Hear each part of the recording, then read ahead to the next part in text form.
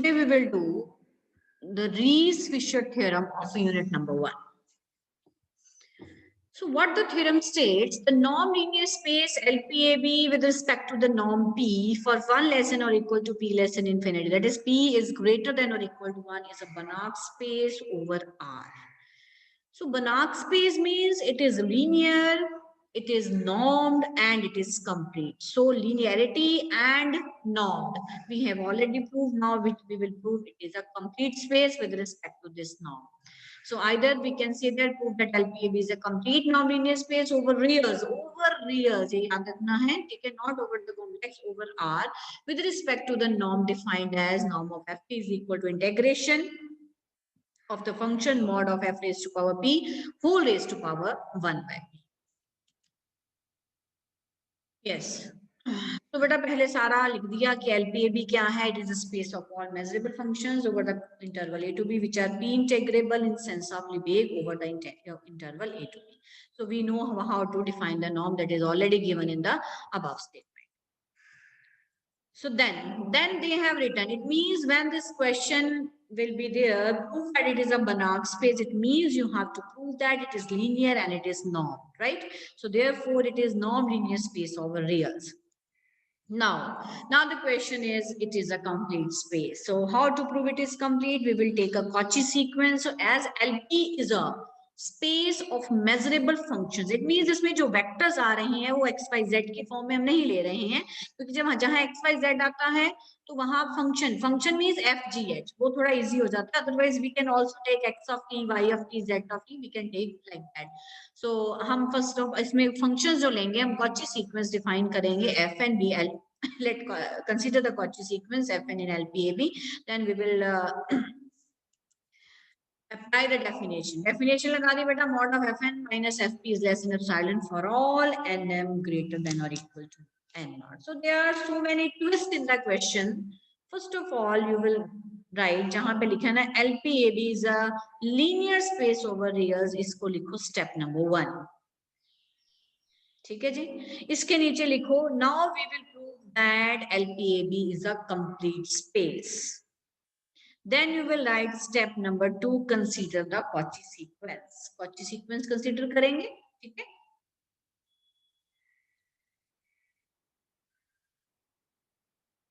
हाँ जी, Cauchy ले ली बेटा. अब हम एप्सिलॉन चूज करेंगे. एप्सिलॉन चूज किया, एप्सिलॉन 1/2 चूज किया. जैसे जैसे एप्सिलॉन चूज होगा उसके अकॉर्डिंग आपका पॉजिटिव इंटीजर n1 चूज होता जाएगा. सो डेफिनेशन रह जाएगी norm of fn minus fp is less than 1/2 for all nm greater than or equal to n1. And we will, अब हम एप्सिलॉन और छोटा कर देंगे, ठीक है जी. एप्सिलॉन और छोटा कर देंगे, then you will find the positive integer n2. ठीक है जी. इस तरह से चलता जाएगा. In general you will take 1/2 raised to power k, the positive integer you will take nk greater than nk minus 1 such that norm of fn minus fp is less than epsilon, which is equal to 1/2 raised to power k for all nm greater than or equal to nk. So इसी तरह आपके पास एक positive, एक sequence of positive integers आ जाएगी, n1 less than n2 less than n3 less than n4 dash dash dash, right? So this is the step number 2. Now where we have written define, this is the step number 3.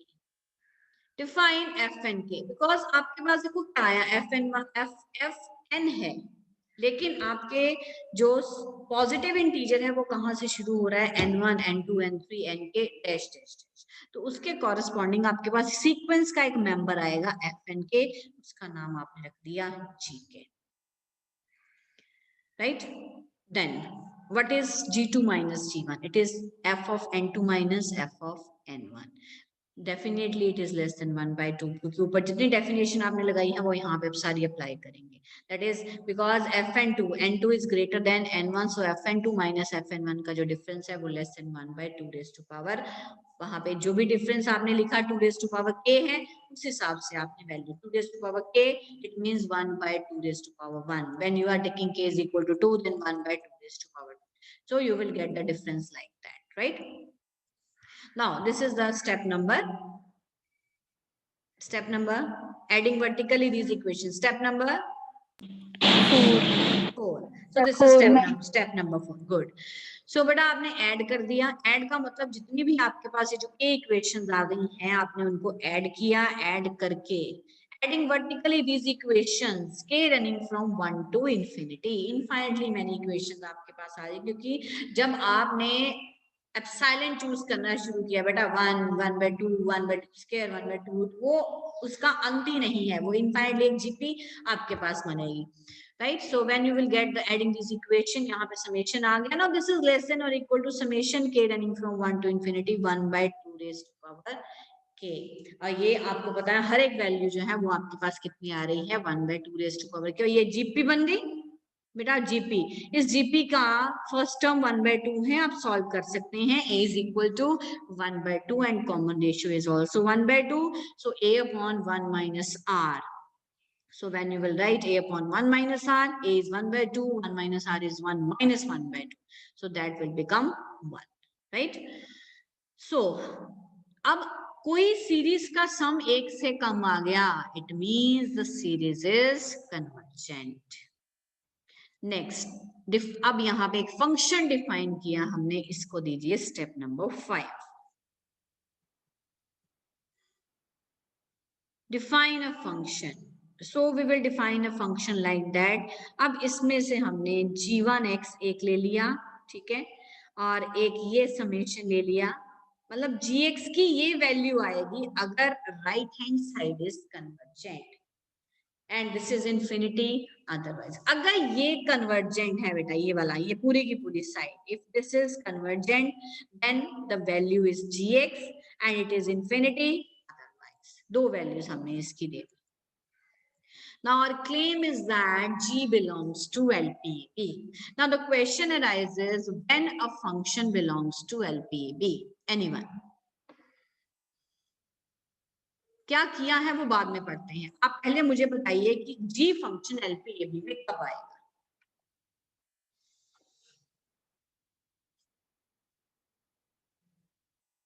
क्या condition satisfy करता है function measurable function में आने के लिए?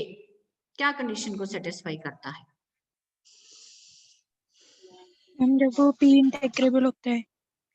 हाँ, integrable होते हैं. लेस देन किसी फंक्शन का less than infinity. It means integration a to b mod of g raised to power p is less than infinity. ये आना चाहिए. ठीक है, g is a measurable है, integrable function है. So we will consider from norm of g. देखो पहले हम देखें लास्ट में किया क्या है, फिर हम आगे चलते हैं. देखिए आपको पता चले भी g LPAB में कैसे आया. ये देखो जब norm of GP less than infinity आ गया. What is norm of GP? This is integration a to b mod of g raised to power p whole raised to power 1/p. This is less than infinity. Only then we can say that g belongs to LPAB. तो हमारा मकसद है इसका norm जो है वो infinity से कम आना चाहिए. चलिए, सो पहले हमने डेफिनेशन लगा दी उसकी, ठीक है. अब g मतलब जब f लिखा होता है तो अंदर f of x आ जाता है, g मतलब g of x. g of x की वैल्यू आपने लगा दी, that is g1x and this जो भी है आपके पास, राइट. उसके बाद देखिए इस समेशन का इंफिनिटी का लिमिट लिख दिया और यहाँ पे k running from 1 to n कर दिया, राइट. उसके बाद अब ये क्या किया, ये देखो क्या किया इस यहाँ पे होल पावर 1/p थी बेटा. Are you getting? लेकिन जब मैंने उसको प्लस में बदल दिया, दोनों की पावर्स अलग अलग कर दी हैं, तो साथ में जो रिलेशन आ गया है वो किसका है? लेस देन और इक्वल टू का. It means a plus b raised to power 1/p, it is less than or equal to a raised to power 1/p plus b raised to power 1/p. उसके बाद देखिए अब ये हमें पता है बेटा इंटेग्रल में जो लिमिट होती है वो लिमिट बाहर आ जाती है. The integral of limit is always equal to limit of the integral. तो ये लिमिट बाहर आ गई, अंदर हमने जो था वो एज इट इज रहा. नेक्स्ट, अब ये किसकी डेफिनेशन बन गई नॉर्म ऑफ g1 की. Then this is limit and tends to infinity integration a to b. अब यहाँ पे समेशन भी बाहर आ गया, ठीक है जी. क्या आ गया? समेशन भी जो है वो बाहर आ जाएगा. ये सारी बेटा प्रॉपर्टीज हम, अगर आपको याद हो, हमने मेजरेबल फंक्शन में थ्योरम्स की थी, मोनोटोन कन्वर्जेंस थ्योरम की थी, और कौन सी थ्योरम की थी? The one is the monotone convergence theorem and other is any other? Lebesgue, एक Lebesgue dominated, यहाँ dominated तो चलने लगी कि no one is dominating, no function is dominating the given function, तो वही उनकी एप्लीकेशंस यहाँ पे हमने लगाई हैं। ठीक है जी, समेशन बाहर आ गया, समेशन बाहर आ गया, और साथ में ये देखो, अब ये किसका बन गया? अब ये वेक्टर कौन से बने? जीके प्लस वन माइनस टीके, यहाँ पे लग गया नॉर्म, यानी एक वेक्टर है जिसका आपने नॉर्म लिया हुआ है by definition integration A to B. So this is the summation k running from 1 to infinity, फिर इंफिनिटी लगा दिया, अंदर आ गया g k plus one minus g k, और आपको पता है इसकी वैल्यू लेस देन और इक्वल टू 1 है, तो इस जगह पे क्या हमने लगा दिया? 1, दिस इज बाय 1। अब नॉर्म जो है दिस इज लेस देन और equal to norm of g1 plus 1। g1 तो बेटा पहले ही क्या है? एक इंटेग्रेबल फंक्शन है आपके पास। g1 ऑलरेडी कहां से आ रहा है? एलपीएबी में से आ रहा है, तो एलपीएबी में से जो फंक्शन है वो ऑलरेडी इंटेग्रेबल है, तो नॉर्म ऑफ g1 तो पहले ही लेस, आप लिखो यहाँ पे साइड पे, यहाँ पे लेस देन इन्फिनिटी क्यों लिखेंगे? Because norm of g1 is less than infinity as g1 belongs to LPAB, right? चलो जी, नॉर्म ऑफ जीपी जो है वो लेस देन इंफिनिटी हो गया, जी किसमें आ गया? एलपीएबी में। Now consider the next step, step number 6 या 7, whatever it is. Now we will take a set E. It is a set of all those points from the closed interval for which the value of gx is equal to infinity. Domain में जिन points पे function की value infinity है वो set हमने ले लिया, ठीक है। नाउ अब एक और फंक्शन डिफाइन किया, अगर x e में से आ रहा है तो फंक्शन की वैल्यू 0 है, अगर आपका जो डोमेन का पॉइंट है वो e में से आ रहा है तो आंसर 0 है, अगर e में से नहीं आ रहा तो फंक्शन की ये वैल्यू है, ठीक है जी। Therefore, जब x e में से नहीं आ रहा तो फंक्शन की वैल्यू है g1x plus summation of this, right. अब फिर हमने limit m tends to infinity कर दिया, m यहाँ पे लगा दिया, same. So next is g1x plus limit m tends to infinity. अब बेटा जब आप इस समेशन को खोलेंगे ना 1 to m, आप खोलिए इसको, आपकी इंटरनल टर्म्स कट जाएंगी, एक आपकी m प्लस 1 टर्म बचेगी और एक आपकी फर्स्ट टर्म बचेगी। अब इसको खोलो, पहला एलिमेंट क्या आएगा बोलो? when you will put 1 here, g2x minus g1x, लिख लो g2x minus g1x plus g3x minus g2x, last में आपके पास बचेगा gm plus 1x minus gmx, ठीक है। अनइंटरनल सारे एलिमेंट्स कट जाएंगे, so you are left with only gm plus 1 and g1. So therefore for all x belongs to E, f of x is equal to, अब g1x खत्म हो गया, you are only left with limit m tends to infinity gm plus 1x. So therefore f of x is equal to limit m tends to infinity gm plus 1x. Also f of x is equal to 0 for all x belongs to E. It implies f of x is equal to limit m tends to infinity gmx, either beta it is m plus 1 or mx. जब limit लग गई ना तो m plus 1, m plus 2, m plus 3 या m, सारा सब लोग एक ही काम करते हैं। Then f of x is equal to limit m tends to infinity gmx almost everywhere only. कोई मुझे बताएगा how it is almost everywhere?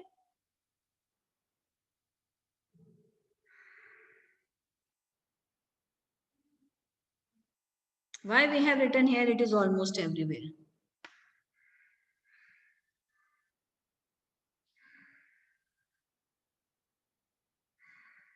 इसका मतलब ये है कि मैक्सिमम जितने पॉइंट्स है बेटा डोमेन के लिए, मैक्सिमम जितने पॉइंट्स हैं वो सारे उनके लिए फंक्शन की वैल्यू लिमिटिंग वैल्यू है gmx की, और जहां पे फंक्शन की वैल्यू 0, जहां पे x जो है वो e में से आ रहा है वहां फंक्शन की वैल्यू क्या है? 0। इसका मतलब there are very few points.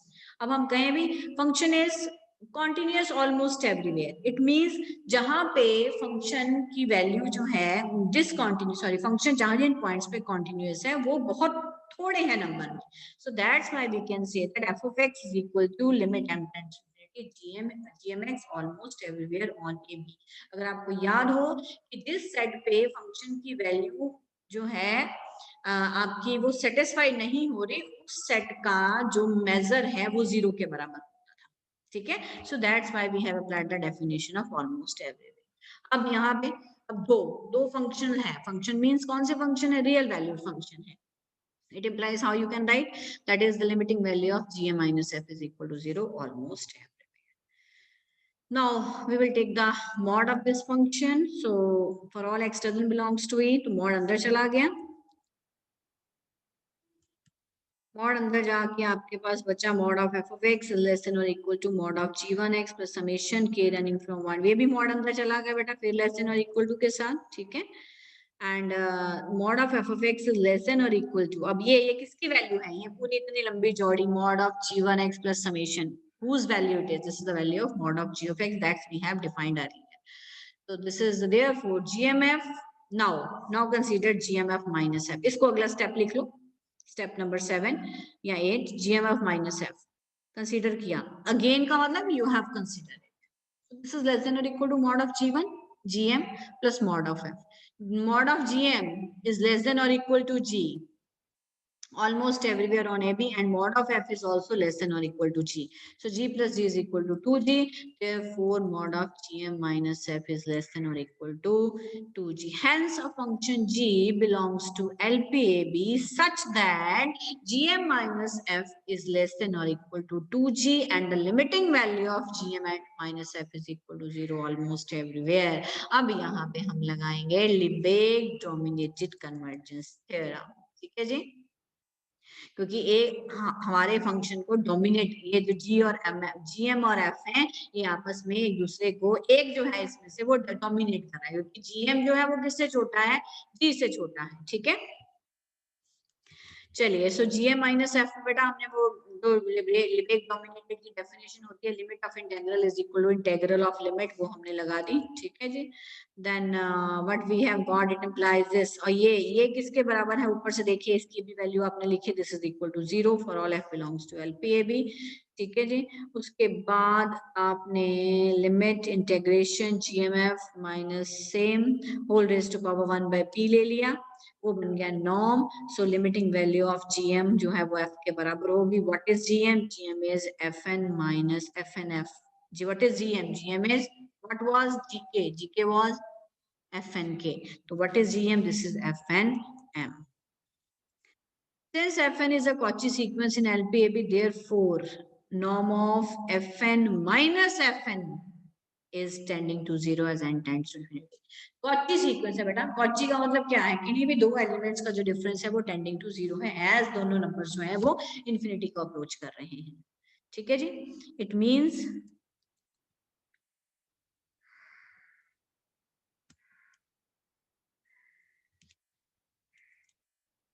Yes, अब हमने एक्चुअली आपने एफ फंक्शन क्यों क्रिएट किया, because you want to prove that F N a Cauchy sequence जो था वो किसी एफ फंक्शन को कन्वर्ट कर रहा है, इसलिए वो एफ फंक्शन हमने क्रिएट किया।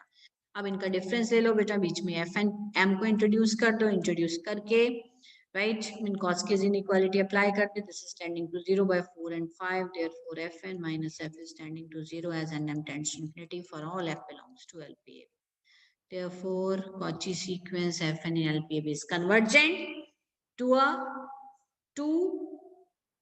to f dash नहीं आएगा बेटा, only f, to f belongs to के ऊपर भी dash नहीं आएगा। The Cauchy sequence Fn in LPAB is converging to f and f belongs to LPAB and f belongs to LPAB. Where we have proved that f belongs to LPAB, कहाँ हमने prove किया कि जो f है वो LPAB में आ रहा है,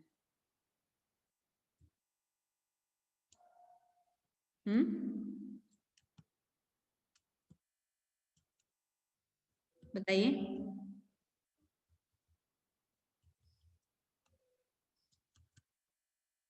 पूरी थ्योरम में जब हमने मॉड ऑफ एफ डिफाइन कर लिया, ठीक है, फंक्शन हमने चूज कर लिया क्या है, तो देखो एफ को तो वो कन्वर्ट कर रहा है, कंप्लीटनेस तभी होती है जब पॉइंट ऑफ कन्वर्जेंस उसी स्पेस के अंदर आ रहा हो।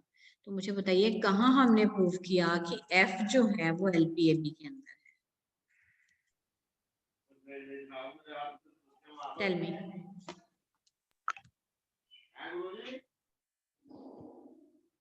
Otherwise, the theorem is clear.